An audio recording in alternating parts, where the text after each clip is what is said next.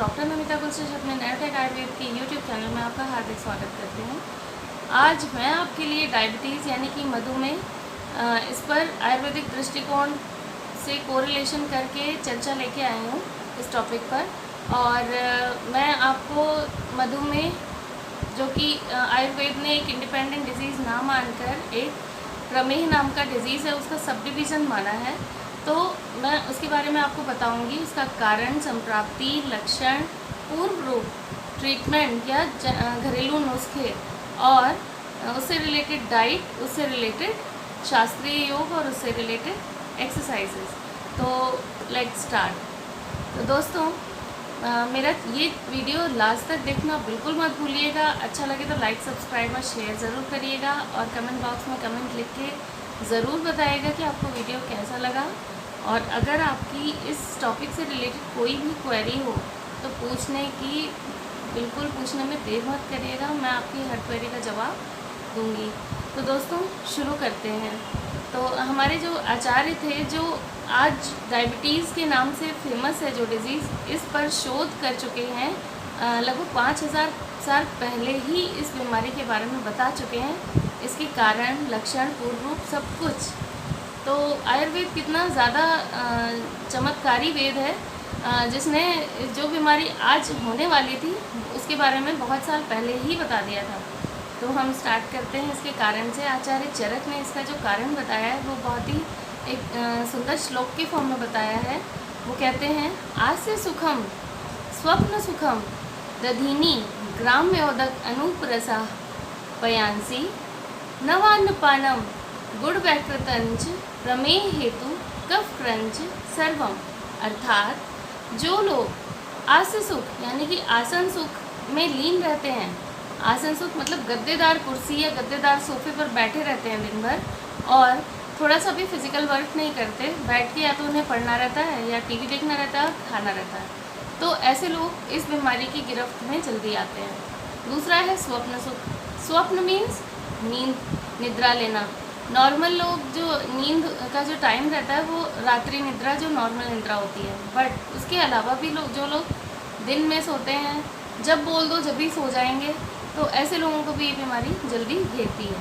दधीनी, जो लोग दही का सेवन अधिक मात्रा में करते हैं, दही का सेवन के कुछ रूल्स बताए गए हैं आयुर्वेद में। दही को बहुत अच्छा नहीं माना गया है, बट स्टिल जो लोग न रात का वो करते हैं, टाइम देखते हैं, न दिन का टाइम देखते हैं, उन्हें दही चाहिए, ऐसे लोग भी इस बीमारी की गिरफ्त में आ जाते हैं। ग्राम्य उदक, ग्राम्य मीन्स गाँव, उदक मीन्स जल। तो जो लोग गांव में स्टैग्नेंट वाटर जनरली रहता है ताल तले या तालाब का, वो उसका सेवन करते हैं, उस जल का संस्कार नहीं करते। जल का संस्कार करने का जो तरीका है वो है पानी को बॉईल करना, ठीक है, और उसमें लौंग, दालचीनी वगैरह डाल के उसको खुशबूदार बना देना और उसके गुणों को भी बढ़ा देना। तो ऐसा जल ना ग्रहण करके जो लोग वैसा ही जल स्टैग्नेंट वाटर ही पी लेते हैं, उनको जो है ये रोग होने के चांसेस बढ़ जाते हैं। अनूपरसा, अनूपरसा मीन्स जो जलीय प्राणियों को मांस का सेवन अधिक मात्रा में करते हैं, उनको भी डायबिटीज़ हो सकती है। और ये जो नए अन्न पान का सेवन करते हैं, जो नया अन्न जो आता है उसका सेवन अधिक मात्रा में करते हैं, उनको भी ये बीमारी होने का चांस अधिक रहता है। पयांसी का अर्थ होता है बहुत अधिक मात्रा में पानी पीना। कभी कभी ऐसा होता है प्यास नहीं भी लगती, बट उन्होंने बोला है जी ज़्यादा पानी पियो और सारी बीमारी दूर रहेंगी, तब भी वो लोग पानी पी लेते हैं। उस कंडीशन में भी हमारे शरीर में क्लेद उत्पन्न होकर के डायबिटीज़ या मधुमेह होने की संभावना बढ़ जाती है।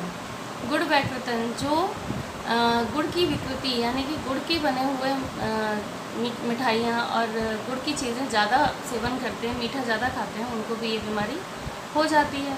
और इस बीमारी में जनरली पहले ये सब कारण हम लोग करते हैं, उसके बाद कफ दूषित होता है, त्रिदोषज ही है, बट इसमें कफ अधिक मात्रा में दूषित होता है। सारे प्रमेहों में कफ ही दूषित होकर के फिर मधुमेह होता है। अब हम शुरू करते हैं इसकी संप्राप्ति।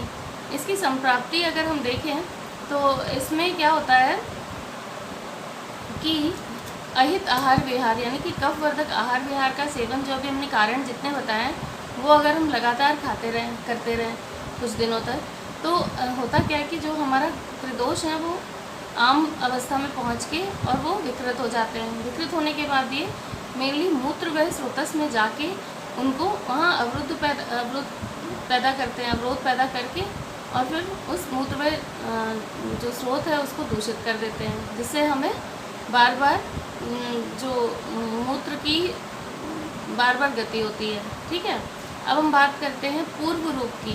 पूर्व रूप जो है इसमें क्या होता है, हस्त पाद तल दा, पाम्स यानी कि ये हाथ में हथेलियों में यहाँ पे और पैर के सोल्स में खूब जलन होती है।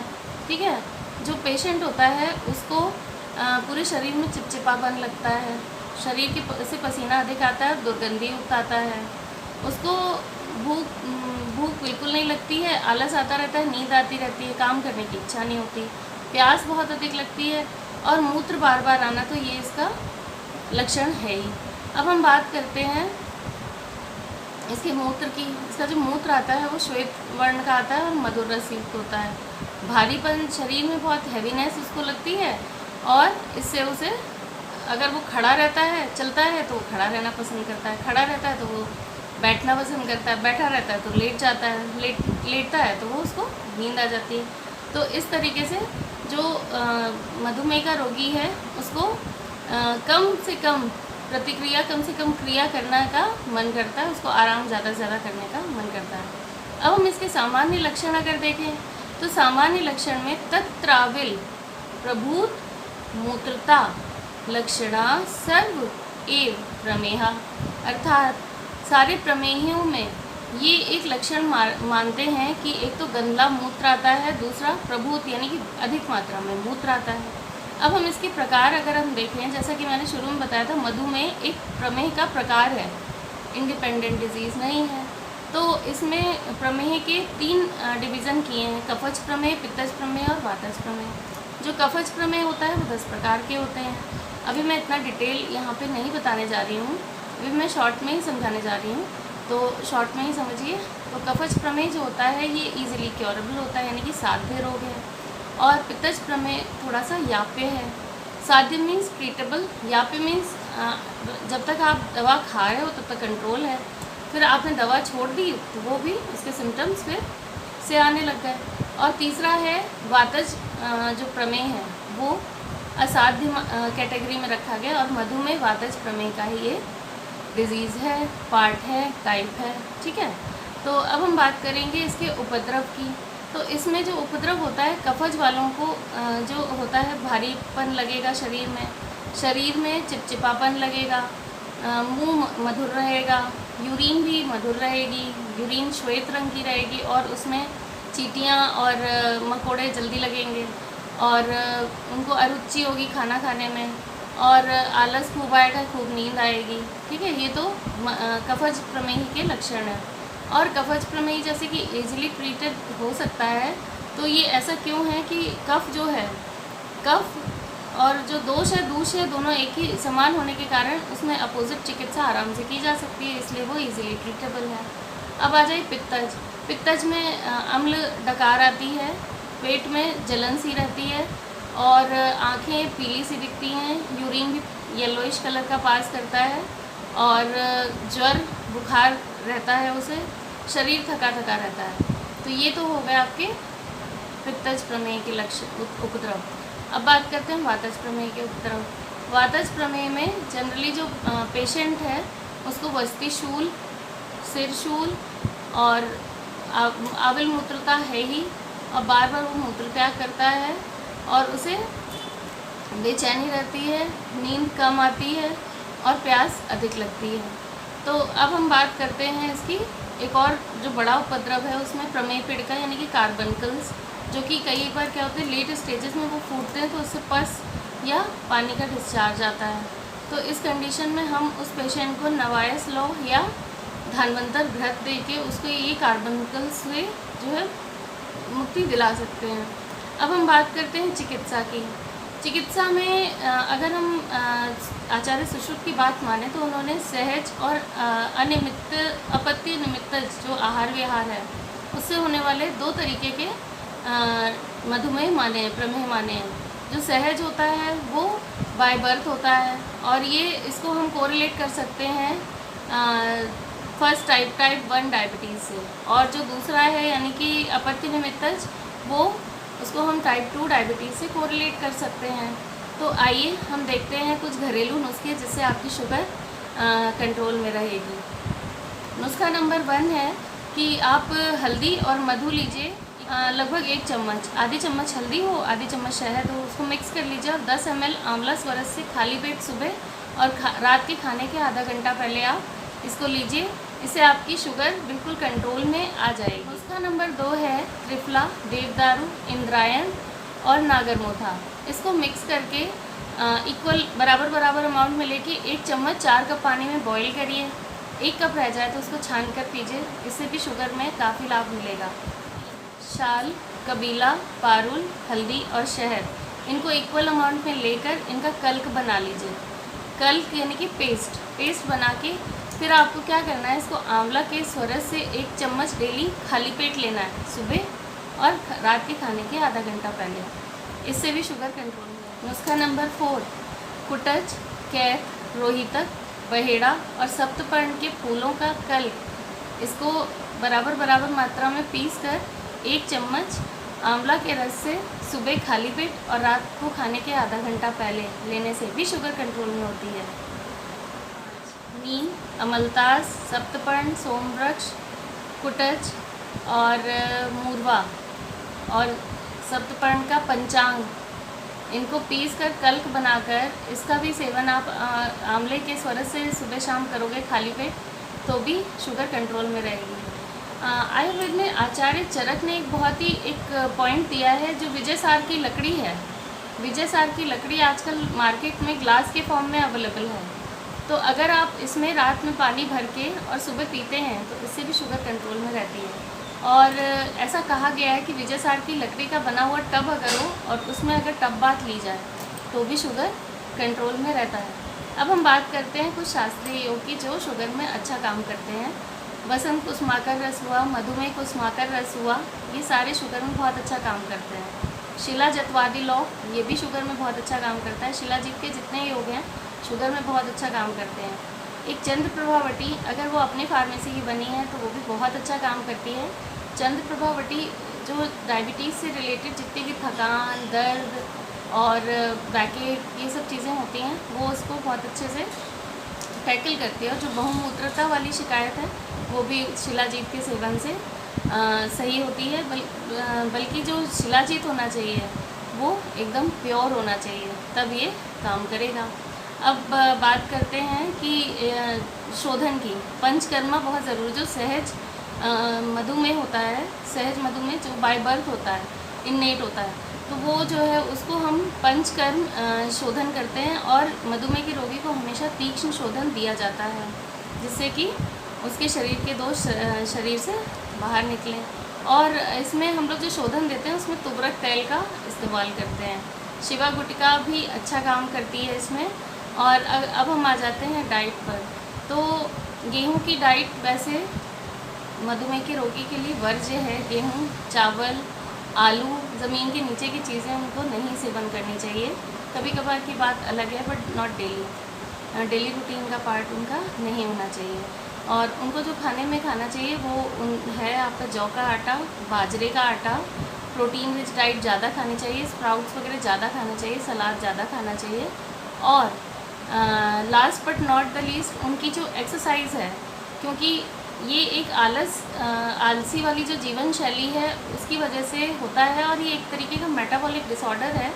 तो अगर हम इनकी लाइफ में एक्सरसाइज के 1 घंटे सुबह और 1 घंटे शाम को ऐड कर देते हैं तो बहुत ही अच्छा इफ़ेक्ट पड़ता है। तो एक्सरसाइज में एक तो ब्रिस्क वॉक होनी चाहिए, कम से कम 1 घंटे की सुबह ब्रिस्क वॉक, तेज़ चलना। स्लोली चलने से कोई फ़ायदा नहीं होगा, तेज़ चलना है आपको। सुबह भी 1 घंटा तेज़ चलिए और शाम को भी।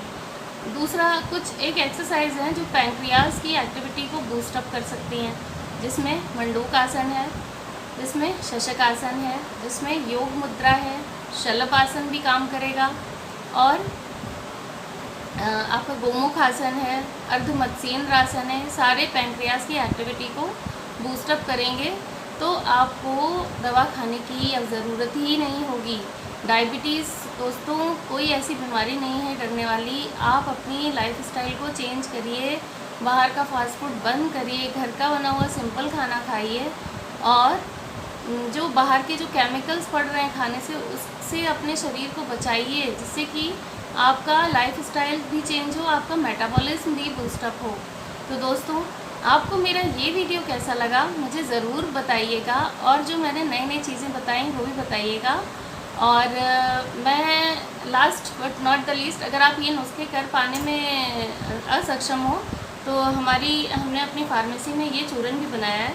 ये है महामधुनाशक चूरन, और इसमें भी वो सब चीज़ें पड़ी हैं जो शुगर को कंट्रोल करने में मददगार होती है। पड़ी है आम की गुठली पड़ी है, जामुन की गुठली पड़ी है, इसमें विजय सार पड़ा हुआ है, इसमें करेला पड़ा है, और इसमें जितने भी कषाय वर्ग की औषधियाँ हैं वो सारी पड़ी हैं, जिससे कि इससे शुगर में विदिन 15 डेज़ काफ़ी अच्छा रिज़ल्ट आता है। मैं कोई दावा नहीं कर रही या किसी चीज़ की गारंटी नहीं ले रही, ये आपकी अपनी इच्छा है कि आपको अगर इस चूरन को लेना है, ट्राई करके देखना है, तो मैं इस चूरन की होम डिलीवरी भी करा दूँगी। ये महामधुनाशक चूर्ण है, और अगर आप इंटरेस्टेड हो ये मंगवाने में तो आप मेरे व्हाट्सएप नंबर पे मैसेज कर सकते हो, अपने एड्रेस डाल सकते हो, और ये विदिन 2 to 3 डेज़ ये आपके पास होगा, और फिर रिज़ल्ट भी बताइएगा आप।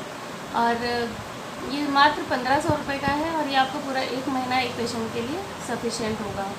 तो अगर आपको इसका रिज़ल्ट देखना है तो मंगवाइए, और रिज़ल्ट ओरिएंटेड है, जितने पेशेंट्स को दिया है उनको आराम है, और उम्मीद करती हूँ कि आप भी ठीक हो जाओगे इसकी मदद से।